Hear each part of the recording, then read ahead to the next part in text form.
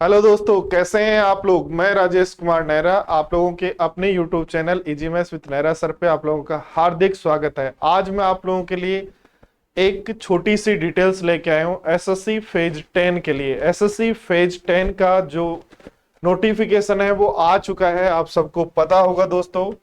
और SSC phase 10 की notification में आप लोगों के लिए इंपॉर्टेंट बातें ये हैं कि इसका जो फॉर्म का ऑनलाइन सबमिशन है वो 12 मई से स्टार्ट हो चुका है और लास्ट डेट जो है वो 13 जून है।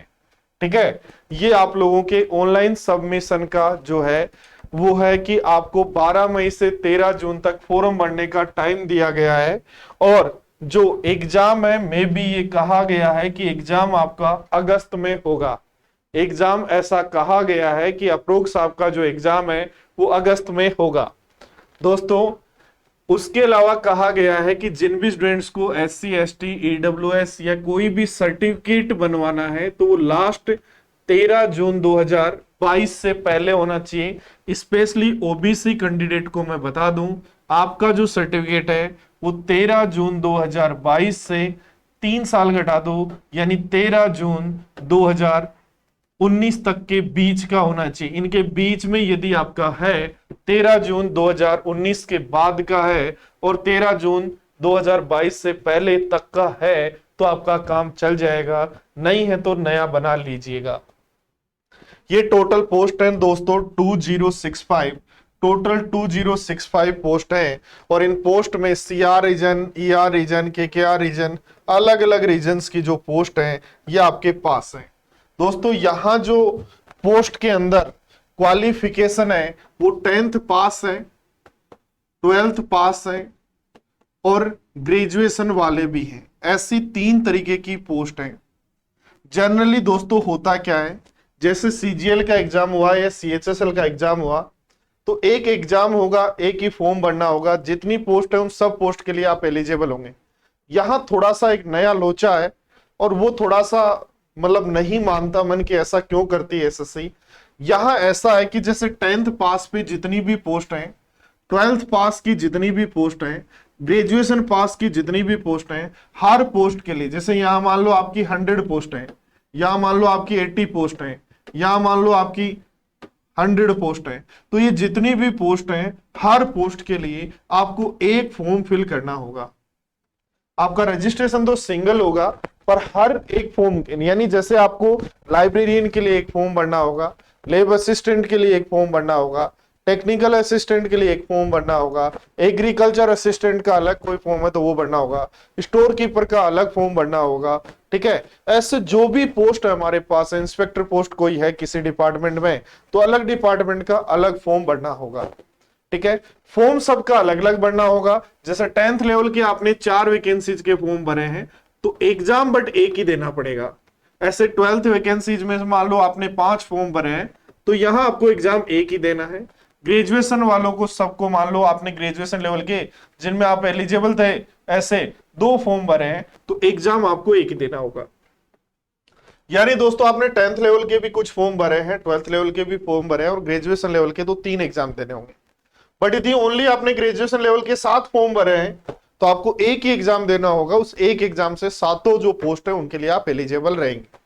उसके अलावा दोस्तों ध्यान दो बोर्ड पर जो एज लिमिट है, एज लिमिट आपकी काउंट की जाएगी कब, 1 जनवरी 2022 तक। 1 जनवरी 2022 तक आप 18 ईयर के होने चाहिए, यह आपको ध्यान रखना है।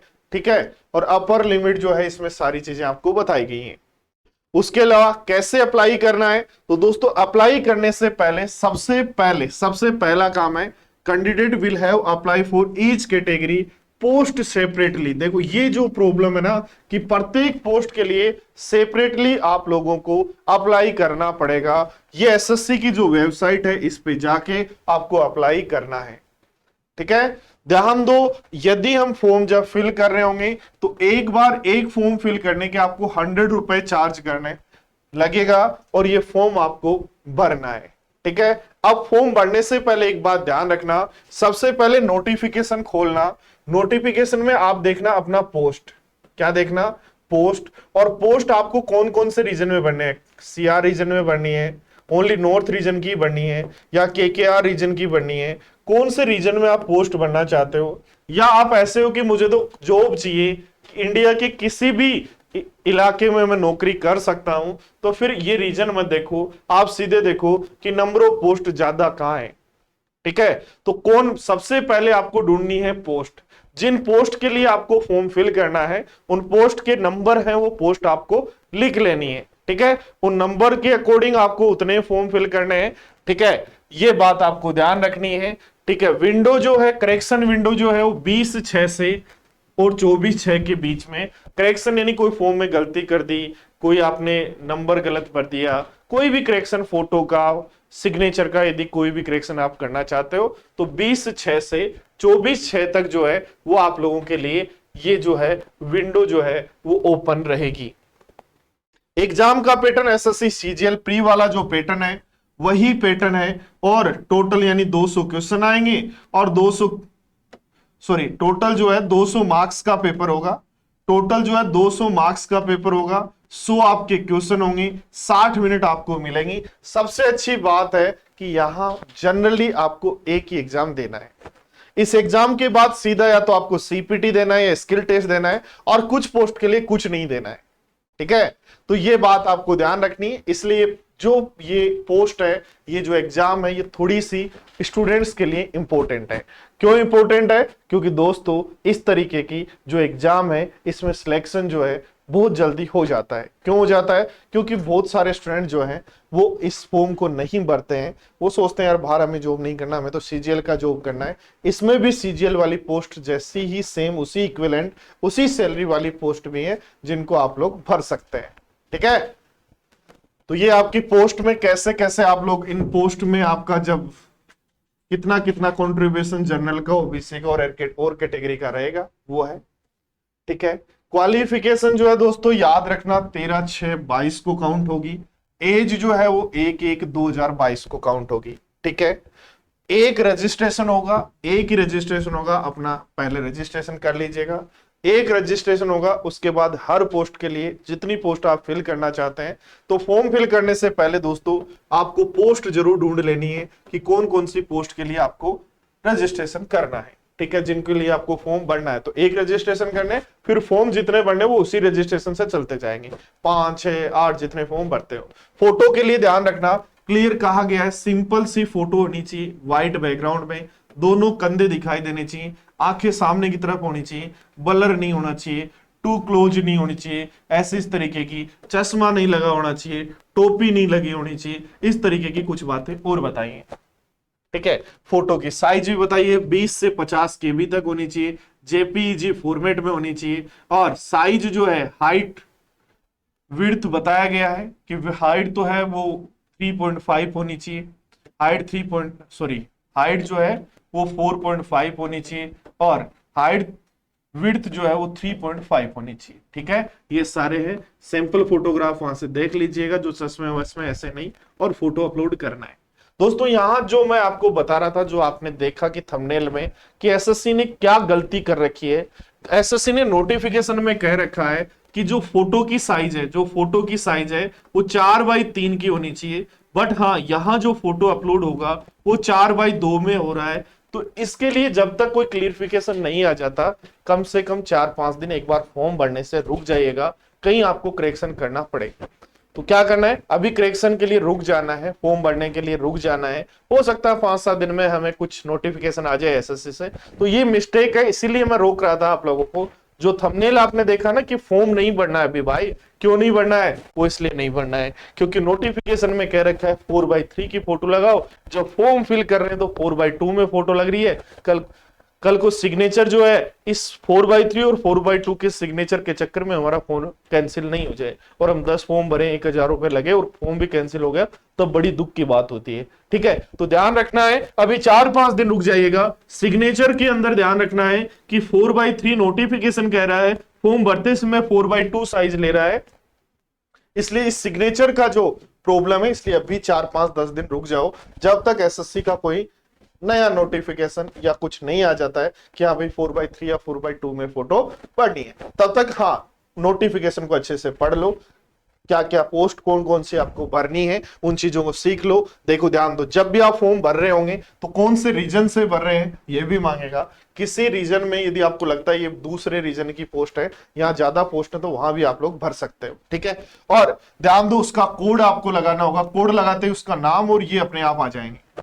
तो ये कोड जो है ना, ये कोड आपको ध्यान रखने हैं, ये कोड आपको याद करने हैं, इन कोड से ही आपको पोस्ट फॉर्म भरने हैं। एक 10th लेवल के 10-12 फॉर्म भरोगे, ऐसे 12th लेवल के तो कितने फॉर्म भरते हैं ये आपकी मर्जी है।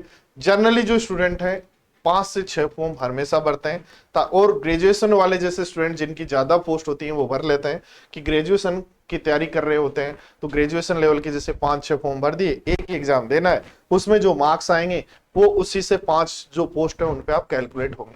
पर जैसे आपने 5 फॉर्म ग्रेजुएशन के भरे, एक एग्जाम देना है। पर यदि आपने 2 फॉर्म या 1 फॉर्म भी यदि 10+2 लेवल का भरा, तो वहां के लिए भी एक एग्जाम और देना होगा। वो इसलिए कई बार स्टूडेंट ये सोचता है यार पता नहीं उस दिन का पेपर अपना सही हो नहीं हो, इसलिए 10+2 वाला भी अपने मुट्ठी में रहे पेपर सिलेक्शन, तो 1-2 पोस्ट यहां से भी भर देते हैं। तो ये आप पे डिपेंड करता है आपको क्या पोस्ट बननी है। तो सबसे पहले सबसे इंपॉर्टेंट काम है पोस्ट की डिटेल्स पढ़कर, पोस्ट में कैटेगरी वाइज आपको अपनी कैटेगरी की पोस्ट देखकर और पोस्ट डिसाइड करनी है कि किन किन पोस्ट के लिए आप लोग फॉर्म भरना चाहते हो। और जो स्टूडेंट मदर्स के हैं ऑफलाइन जो यहाँ पढ़ रहे हैं, यदि उनको कोई चीज नहीं समझ में आती, डिपार्टमेंट नहीं समझ में आता, तो पर्सनली मेरे से 1 बजे बाद जो है ऑफिस में आके भी मिल सकते हो, ठीक है। तो इस तरीके से पूरी पोस्ट डिटेल दी हुई है कि भी पोस्ट का नाम क्या है, कौन से डिपार्टमेंट में होगी, क्या एज होगा, लेवल 7 दिया हुआ। लेवल 7 का मतलब है लगभग 85,000 रुपए सैलरी होगी।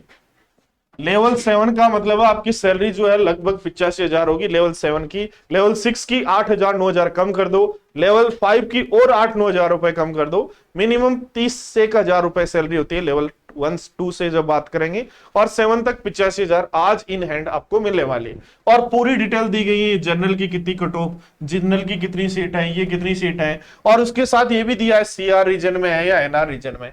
तो सबसे पहला काम, सबसे इंपॉर्टेंट काम है पोस्ट की डिटेल्स बनाना कि कितने फॉर्म आपको भरने हैं, ठीक है, कौन कौन से रीजन से आपको फॉर्म भरने हैं। और हाँ, ये बात जरूर ध्यान रखना कि कहीं आप फॉर्म भर रहे हो और ओएच कैटेगरी में हो और वहां या ईडब्ल्यूएस कैटेगरी में हो, ईडब्ल्यूएस कैटेगरी की पोस्ट ही नहीं है, तो ये ध्यान रखना वो फॉर्म आपको ईडब्ल्यूएस से नहीं भरना, फिर जनरल से भरना है। समझ रहे हो बात को। और कैसे पूरी पोस्ट डिटेल निकाल सकते हो, तो जैसे ये आपका जो नोटिफिकेशन है उसमें यहाँ लिंक दिया हुआ है सिलेक्शन पोस्ट का, यहाँ इस लिंक पे जैसे ही क्लिक करेंगे इस तरीके से एसएससी की वेबसाइट खुलेगी। नॉर्थ रीजन लिखना है तो नॉर्थ रीजन लिखो, सीआर रीजन लिखना है सीआर, हर रीजन की यहां आपको जैसे ही क्या लिखना है फेज 10 लिखना है, तो आप क्लिक करते ही इस तरीके से एक नोटिफिकेशन खुल जाएगा कि ये भैया लेवल 2 की पोस्ट है, लेवल 6 की, लेवल 4 की, इस तरीके की पोस्ट है। यहाँ व्यू डिटेल में आपके पास पूरी डिटेल आ जाएगी कि क्या क्या डिटेल्स, यानी कितना सारी चीजें जो है वो आप लोगों को ध्यान रखना है। तो इन जर्नल में आप लोगों को एक ही बात बताना चाहता हूं, सबसे पहले आपको पोस्ट ढूंढनी है जिनके बारे में आपको फॉर्म भरना है। हर पोस्ट के लिए फॉर्म भरने का खर्चा जो है वो 100 रुपए, ठीक है। अब ध्यान दो, यदि आपने सारी की सारी पोस्ट ग्रेजुएशन लेवल की भरी है तो आपको ओनली एक एग्जाम देना है, उसी से आपके सारे काम हो जाएंगे।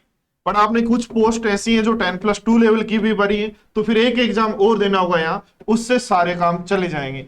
मान लो आपने 10th लेवल की भी कुछ पोस्ट भरी है तो एक एग्जाम और देना होगा, यानी 3 एग्जाम देकर आप जो है लगभग 200 पोस्ट, लगभग 200 प्लस पोस्ट के लिए अप्लीकेबल होंगे। ये ध्यान रखना, क्वालिफिकेशन हमेशा ध्यान दे लेना। कहीं लिखा है BSc PCM, BSc bio, physics में एमएससी, जो एक्स्ट्रा वाली जो क्वालिफिकेशन है वो भी होनी जरूरी है। कहीं ऐसा नहीं हो कि हमारा सिलेक्शन हो और बाद में पता चला कि यार ये छोटी सी एक पोस्ट जो था क्वालिफिकेशन, इस पे हमने ध्यान नहीं दिया, जो हमारी थी नहीं। तो दोस्तों सबसे पहला ध्यान देना है, फॉर्म भरने में जल्दी मत करो, सबसे पहला काम करो पोस्ट की डिटेल्स पर काम करो।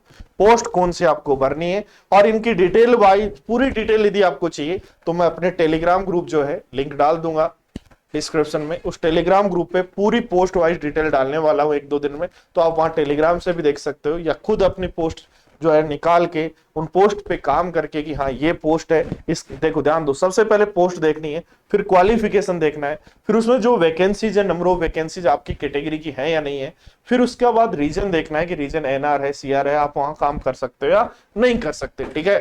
ये डिसाइड करने के बाद आपको फिर फॉर्म फिल करना है 4 से 5 दिन बाद। ठीक है, तो सबको बेस्ट ऑफ लक, अपनी तैयारी स्टार्ट कर दो। अगस्त में एग्जाम होगा तो होगा। ठीक है, और एग्जाम में छोटा सा कुछ नहीं करना, जैसे आपके सीजीएल और सीएचएसएल के जो 2021 और 22 के पेपर हैं, 2020 और 21 के जो पेपर हैं सीजीएल और सीएचएसएल के, वो मैथ्स, रीजनिंग, इंग्लिश, जीके करके जाओ, उससे बाहर कुछ नहीं आने वाला है, ये मेरी गारंटी है। तो thank you, best of luck.